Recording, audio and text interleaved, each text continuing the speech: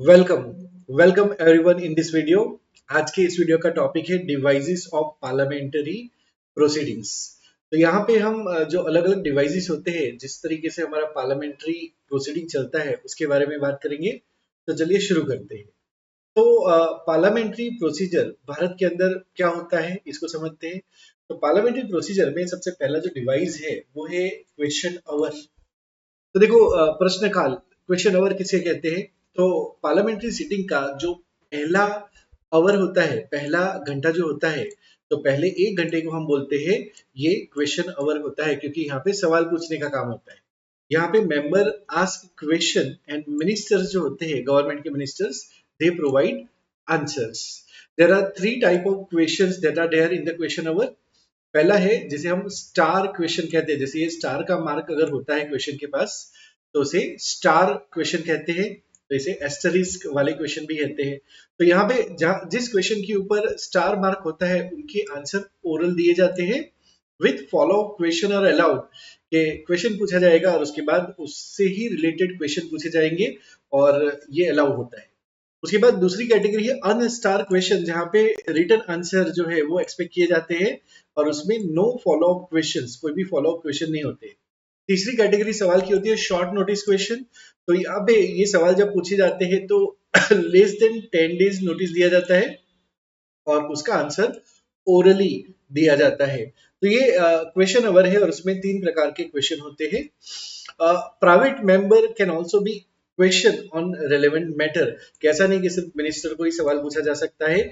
जो non government member होते हैं, मेंबर ऑफ पार्लियामेंट में, तो उन प्राइवेट मेंबर से भी सवाल यहाँ पे किए जा सकते हैं। Printed in different colour, this questions are printed in different colour.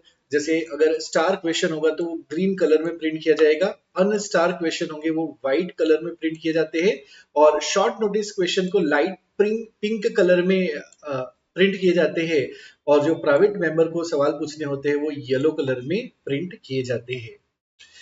Next जो डिवाइस है वो है zero over. It is not in the official book, but ये एक इनफॉर्मल वे है for the MP to raise urgent matter. कि कोई urgent matter अगर रेज करना है, इनफॉर्मल तरीके से करना है, तो जीरो ओवर के माध्यम से किया जा सकता है। It start right after question hour. जैसे क्वेश्चन आवर समाप्त होता है उसके बाद जीरो ओवर शुरू हो सकता है, और जैसे ही डे का एजेंडा शुरू होता है उससे पहले तक ये चल सकता है। मतलब क्वेश्चन आवर के बाद चालू होगा और पूरे दिन का एजेंडा चालू होगा उससे पहले ये समाप्त हो जाएगा। और ये एक इनफॉर्मल डिवाइस है। कब से शुरू हुआ? तो इट वाज इंट्रोड्यूस इन 1962 में ये इंट्रोड्यूस हुआ था। अब बात करते हैं मोशन, कि कोई भी डिस्कशन बिना मोशन के नहीं चल सकता। तो समझते हैं कि पार्लियामेंट्री डिवाइसेस में जो प्रोसीडिंग की जो डिवाइस होती है उसमें मोशन क्या होता है। तो देखिए, फॉर्मल प्रपोजल डिस्कशन के लिए जो भी होता है, डिसीजन मेकिंग के लिए जो भी फॉर्मल प्रपोजल होता है, उसे हम मोशन कहते हैं पार्लियामेंट के अंदर। तो कुछ मोशन है, कुछ टाइप्स है। तो पहला है सब्सटेंटिव मोशन, कि अगर कोई इंडिपेंडेंट एंड इंपॉर्टेंट मोशन जब पास किया जाता है तो फिर उसे हम सब्सटेंटिव मोशन कहते हैं। जैसे कि इंपॉर्टेंट मैटर हुआ, जैसे प्रेसिडेंट को इम्पीच करना है, तो इसके लिए अगर कोई मोशन, कोई इनिशिएशन करना है, बातचीत करनी है, तो उस उसके लिए जो मोशन पास किया जाएगा उसे सब्सटेंसिव मोशन कहेंगे। नेक्स्ट है सब्स्टिट्यूट मोशन। तो क्या होता है कि ओरिजिनल मोशन जो भी होता है उसको रिप्लेस करने के लिए जो मोशन लाया जाता है और दूसरी बात करनी है, तो उसे हम सब्स्टिट्यूट मोशन कहेंगे। उसके बाद तीसरा है सब्सिडरी मोशन। इसमें क्या होता है कि कोई भी इसका इंडिपेंडेंट मीनिंग नहीं है, ये दूसरे मोशन के ऊपर डिपेंड करता है। तो अगर कोई मोशन लाया जाता है जो दूसरे मोशन के ऊपर डिपेंड करता है, तो उसे सब्सिडरी मोशन कहते हैं। तो देखो कि सब्सटेंटिव मोशन इंडिपेंडेंट मोशन होता है, बहुत ही इंपॉर्टेंट मोशन होता है। अगर किसी बात को रिप्लेस करना है तो सब्स्टिट्यूट मोशन होता है, और अगर कोई ओरिजिनल मोशन है उसके बेस पे अगर दूसरा मोशन लाना है तो सब्सिडरी मोशन होता है। अब इसी में एंसिलरी मोशन भी होता है। जो रेगुलर बिजनेस को चलाने के लिए जो मोशन होता है उसे एंसिलरी मोशन कहते हैं। उसके बाद जो ऑनगोइंग डिस्कशन अगर कोई चल रहा है उसको रिप्लेस करना है तो उसके लिए जो मोशन लाना होता है उसे सुपरसेडिंग मोशन कहते हैं। और अगर कोई एग्जिस्टिंग मोशन को मॉडिफाई करना है तो उसे हम अमेंडमेंट मोशन कहते हैं, अमेंडमेंट कहते हैं। अच्छा, चलिए बात करते हैं क्लोजर मोशन क्या होता है। तो देखो, अगर कोई डिबेट चल रहा होता है और उस डिबेट को स्टॉप करना होता है, और उसको वोट के लिए ले जाना होता है, तो उसके लिए क्लोजर मोशन जो है वो लाया जाता है कि ठीक है बहुत डिस्कशन हो गया, अब चलो वोटिंग करते हैं और आगे बढ़ते हैं, तो उसके लिए क्लोजर मोशन होता है। तो देखो कुछ टाइप्स है क्लोजर मोशन के। सबसे पहला है सिंपल क्लोजर मोशन। जैसे कोई डिक्लेयर जो है वो सफिशिएंटली डिस्कस हो चुकी है, तो उसको डिक्लेयर करना है कि ये बातचीत हो चुकी है, बहुत बातचीत हो चुकी है, अब इससे ज्यादा बात नहीं करना है। तो इसके लिए उसे क्लोज करने के लिए जो क्लोजर मोशन लाते हैं उसे सिंपल क्लोजर मोशन कहते हैं। उसके बाद कभी कभी ऐसा होता है कि बहुत बड़ा बिल होता है, तो उसको ग्रुप में तोड़ा जाता है, सेक्शंस में तोड़ा जाता है, और उसका डिस्कशन और वोटिंग अलग अलग ग्रुप बना के उसका किया जाता है, तो उसको हम बोलते हैं क्लोजर बाय कंपार्टमेंट। उसके बाद नेक्स्ट है कांगारू मोशन। इसमें क्या होता है कि पूरा बिल डिस्कस नहीं होता है, ओनली इंपॉर्टेंट क्लोजेस जो होते हैं वही डिस्कस डिबेट होते हैं, और बाकी सारे जो है वो स्किप कर दिए जाते हैं, तो इसीलिए हम इसे कांगारू क्लोजर कहते हैं। उसके बाद गुलोटिन होता है, कभी कभी टाइम नहीं होता है तो आप पूरा क्लॉजेस जो है वो डिस्कस नहीं करते, तो अनडिस्कस क्लॉजेस जो होते हैं तो उसको एक ही बार में वोट के लिए दे दिया जाता है, क्योंकि टाइम नहीं है, तो उसको गुलोटिन क्लोजर कहा जाता है। तो ये भी डिवाइसेस जानना बहुत जरूरी है। तो ये कुछ क्लोजर मोशंस हो गए। अब बात करते हैं प्रिविलेज मोशन क्या होता है। तो देखो privilege motion file when MP believe that, कोई मेंबर ऑफ पार्लियामेंट ऐसा मानता है कि minister has mislead the house, कोई गलत इंफॉर्मेशन दी है या मिसलीड किया है पूरे हाउस को, तो उसके खिलाफ प्रिविलेज मोशन जो है वो लगाया जाता है। इसका एम होता है कि मिनिस्टर को अकाउंटेबल होल्ड करना, मिनिस्टर शुड बी अकाउंटेबल, इसके लिए प्रिविलेज मोशन लाया जाता है। उसके बाद नेक्स्ट है calling attention motion. Calling attention motion क्या होता है, तो ये मेंबर ऑफ पार्लियामेंट एमपी द्वारा लाया जाता है to demand ministers explanation on urgent issue, कि कोई अर्जेंट इश्यू होता है तो उसमें मिनिस्टर को होल्ड टू अकाउंट किया जाता है, और उसे एक्सप्लेनेशन मांगा जाता है कुछ अर्जेंट इश्यू के ऊपर, तो उसके लिए कॉलिंग अटेंशन मोशन जो है वो पास किया जाता है। ये कब से चालू हुआ है, तो इट एग्जिस्ट सिंस 1954 से। 1954 से कॉलिंग अटेंशन मोशन जो है वो भारत की पार्लियामेंट में यूज होता है। अब बात करते हैं एडजर्नमेंट मोशन क्या होता है।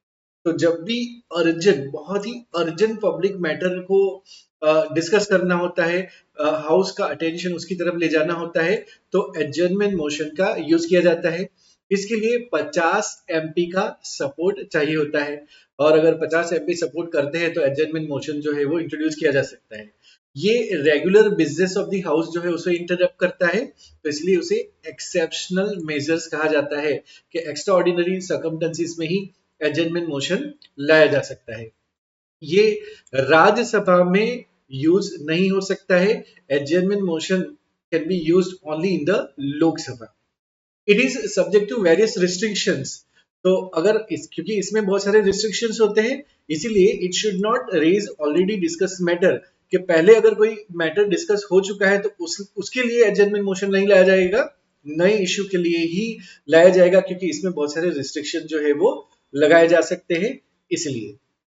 अब बात करते हैं नो कॉन्फिडेंस मोशन के ऊपर बात करते हैं। तो देखिए लोकसभा जो है, Lok Sabha can remove government by passing this motion called no confidence motion, अविश्वास प्रस्ताव, के पूरी की पूरी लोकसभा को, जो लोकसभा है वो पूरी की पूरी सरकार को यहाँ पे रिमूव कर सकते हैं। और नो कॉन्फिडेंस लाने के लिए भी 50 एमपी का सपोर्ट चाहिए, तो ही नो कॉन्फिडेंस मोशन इंट्रोड्यूस हो सकता है। तो जब भी ऐसा लगे कि सरकार में विश्वास नहीं है लोकसभा का, तब नो कॉन्फिडेंस मोशन लाया जा सकता है। अभी एक वैसा ही मोशन है जिसे कॉन्फिडेंस मोशन कहते हैं। तो ये सरकार यूज करती है to prove its majority in the house. सरकार जो है जब भी उसको ऐसा प्रूव करना होता है कि मेरे पास देखो मेजोरिटी कितनी है, तो वो कॉन्फिडेंस मोशन का भी उपयोग करती है। और अगर कॉन्फिडेंस मोशन डिफीट हो जाता है तो सरकार को रिजाइन करना ही पड़ेगा। तो चलिए सेंसर मोशन एक और मोशन है जिसे सेंसर मोशन कहते हैं, और नो कॉन्फिडेंस मोशन, इन दोनों के बीच में डिफरेंस क्या है उसको देख लेते हैं। तो देखो अगर सेंसर मोशन लाते हैं तो रीजन बताना जरूरी है, state reason for its adoption. लेकिन नो कॉन्फिडेंस मोशन का मतलब है सरकार के ऊपर भरोसा नहीं है, सरकार को निकालना है, हटाना है, इसीलिए ये इम्प्लाइड है, तो इसीलिए कोई भी रीजन देने की जरूरत नहीं है अगर नो कॉन्फिडेंस मोशन पास करना है।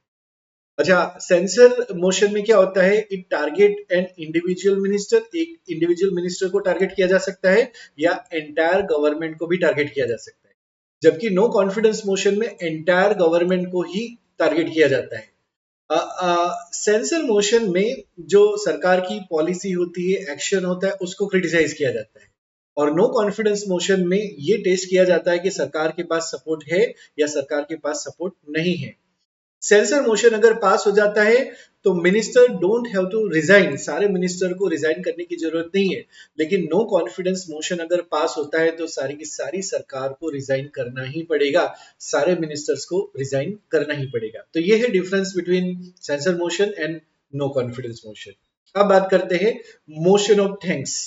तो देखो, मोशन ऑफ थैंक्स जो है वो it is discuss after president address at the start of the session, कि जब प्रेसिडेंट का एड्रेस होता है, जैसे कोई सेशन चालू होता है और प्रेसिडेंट का एड्रेस अगर होता है, उसके बाद जो है वो मोशन ऑफ थैंक्स को डिस्कस किया जाता है। और अगर मोशन ऑफ थैंक्स रिजेक्ट हो जाता है तो ये समझा जाता है कि गवर्नमेंट जो है वो अपना कॉन्फिडेंस खो चुकी है। नेक्स्ट है no day yet name session. ये क्या होता है? तो ये सेशन लोकसभा में स्पीकर एडमिट करता है, but it is not assign a discussion date immediately, कि किसी मोशन को अगर स्पीकर के द्वारा, लोकसभा में स्पीकर के द्वारा एडमिट जरूर किया जाता है, लेकिन अभी उसके लिए कोई तारीख नहीं दी है, तो इसीलिए हम इसे no date yet name session कहते हैं। नेक्स्ट है डायलेटरी मोशन। ये अगर कोई डिस्कशन चल रहा है, उसको अगर डिले करना है, कोई बिल है उसको डिले करना है, किसी मोशन को डिले करना है, तो डायलेटरी मोशन जो है वो उसका उपयोग किया जा सकता है। नेक्स्ट है पॉइंट ऑफ ऑर्डर। ऑर्डर कि जब भी ऐसा लगता है कि हाउस का प्रोसीडिंग जो है वो रूल्स का वायलेशन हो रहा है उसके अंदर, तो जो चीजें चलनी चाहिए, जो प्रोसीडिंग चलनी चाहिए वैसा नहीं हो रहा है, तो फिर पॉइंट ऑफ ऑर्डर रेज किया जा सकता है। इसके अंदर कोई भी डिबेट अलाउड नहीं होती है। नेक्स्ट है हाफ एन आवर डिस्कशन। ये it is held on matter requiring clarification. अगर किसी मैटर में सरकार से क्लैरिफिकेशन मांगना है तो हाफ एन आवर डिस्कशन जो है वो रेज किया जा सकता है। No voting take place in half an hour discussion. यहाँ पे कोई भी वोटिंग नहीं होती है। अब बात करते हैं शॉर्ट ड्यूरेशन डिस्कशन क्या होता है। ये जो शॉर्ट ड्यूरेशन डिस्कशन है, इसी को 2 आवर डिस्कशन भी कहा जाता है। यहाँ पे भी कोई भी वोटिंग नहीं होती है, सिर्फ डिबेट होता है, सिर्फ वार्ता होती है, डिबेट होता है। अब बात करते हैं स्पेशल मेंशन। देखिए, special mention use in Rajya Sabha for matter that don't fit into other parliamentary devices. कि अच्छा, ऐसा कोई डिस्कशन करना है राज्यसभा में जो दूसरे किसी डिवाइसेस में उपयोग नहीं, रेज नहीं हो सका है, तो उसे स्पेशल मेंशन में राज्यसभा में यूज किया जा सकता है। जैसे लोकसभा में होता है नोटिस अंडर रूल 377, तो उसका इक्विवेलेंट जो है वो स्पेशल मेंशन है, और ये खासकर राज्यसभा का ही डिवाइसेस है। नेक्स्ट है रिजोल्यूशन क्या होता है। तो देखो, resolution are use by MPs. MPs के द्वारा यूज किया जाता है to draw attention to public issue. कि कोई पब्लिक इश्यू है, उसके ऊपर अगर अटेंशन ड्रॉ करना है उसका, तो मेंबर ऑफ पार्लियामेंट जो है वो रिजोल्यूशन का उपयोग किया जाता है। कुछ प्रकार है रिजोल्यूशन के, जैसे एक है प्राइवेट मेंबर रिजोल्यूशन। तो जो नॉन मिनिस्टर होता है, मेंबर ऑफ पार्लियामेंट जो नॉन मिनिस्टर है, सरकार में नहीं है, वो इसे इंट्रोड्यूस कर सकता है, जिसे प्राइवेट मेंबर रिजोल्यूशन कहा जा सकता है। और ये सिर्फ फ्राइडे को ही अलाउड होता है, ओनली फ्राइडे। अच्छा, दूसरा है government resolution. It is introduced by ministers, जो कि सरकार में मिनिस्टर है, वो गवर्नमेंट रेजोल्यूशन ला सकते हैं, और ये मंडे से लेकर थर्सडे तक ये जो है वो लाया जा सकता है। तीसरी कैटेगरी है statutory resolution. It is based on legal या कॉन्स्टिट्यूशनल प्रोविजन, कि अगर कोई कॉन्स्टिट्यूशनल प्रोविजन या लीगल प्रोविजन के आधार पे अगर कोई रेजोल्यूशन लाया जाता है, तो उसे हम स्टैट्यूटरी रिजोल्यूशन कहते हैं। अब बात करते हैं यूथ पार्लियामेंट क्या होता है।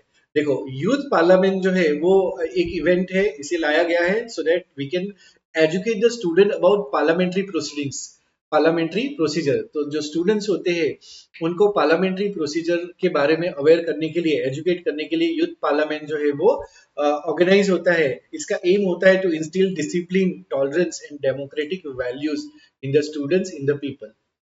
चलिए कुछ एमसीक्यू देख लेते हैं। तो पहला सवाल, what is the purpose of question hour in parliament. यहाँ पे the correct answer is option B, to ask question to ministers. Next question, which type of question require oral answer and allow follow up question. यहाँ पे oral answer किस में allowed होते हैं, follow up question भी हो सकते हैं। तो यहाँ पे correct answer is option C, star question. Next question, what colour is used to print star question in parliament? Correct answer होगा option A, green. Next question, when does zero hour take place? Zero hour कब होता है? The correct answer is B, after question hour. Next question, which motion is used to test the government's majority in the house?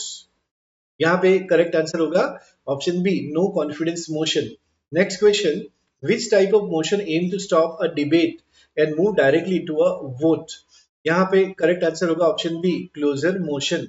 Next question, which motion is unique to India and was introduced in 1954? यहाँ पे correct answer होगा option B, calling attention motion. Next question, what happen if no confidence motion is pass in the Lok Sabha? तो यहाँ पे correct answer होगा option B, council of minister resign. आज का ये वीडियो हम यहीं पे कंप्लीट करते हैं। Thank you so much for watching this video. Thank you.